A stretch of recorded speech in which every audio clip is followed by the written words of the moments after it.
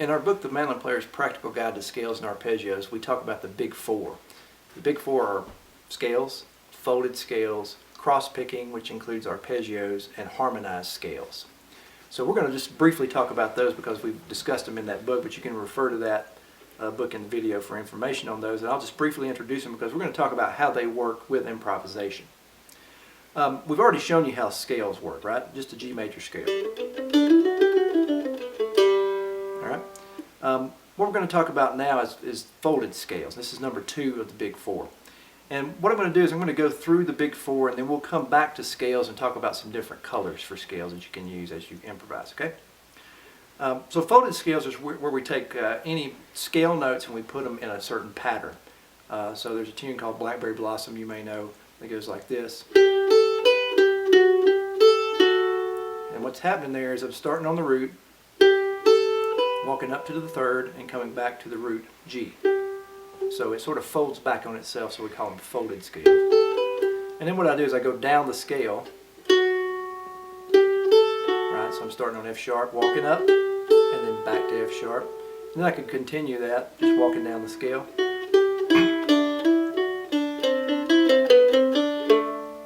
Right, so I'm resolving to G there. Alright, I could take that forward.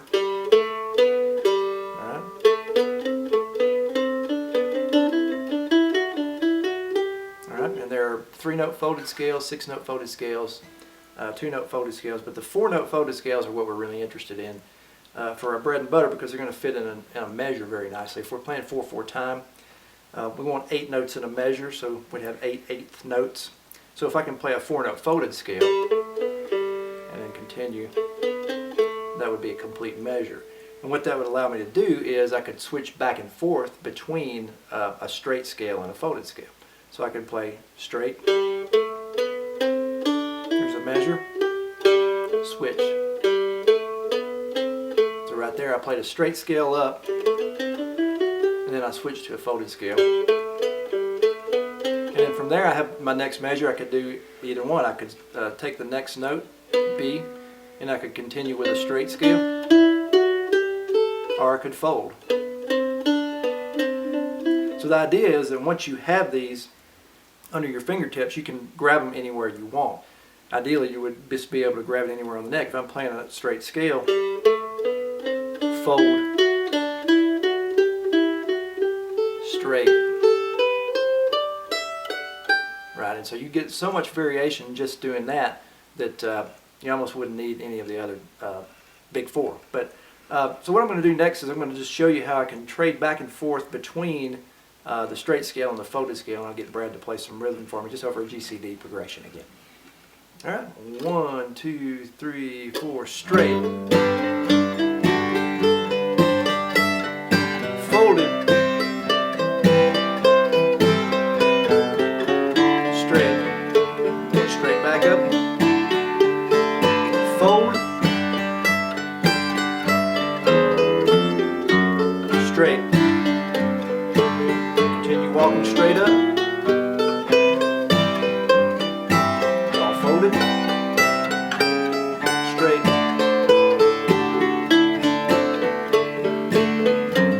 fold. Okay. So when you're alternating between straight scales and folded scales, you may have guessed that one of the problems is that you still have to target chord tones. That's the most important thing you can do. And it could be that as you play your pattern up, whether it be folded or straight, you may be arriving at a note that's not a chord tone. In other words, I may go, my next note of the folded scale is B. Well, what if he goes to C? That's the problem, and that's what you really have to work on. It's what separates the really great players from the ones who are not. What I would need to do in this situation is I'm going, say if I go to a C chord next, I'm going to want to look for the next available chord tone. It's going to be G. Okay? Now you could jump, say here I am again,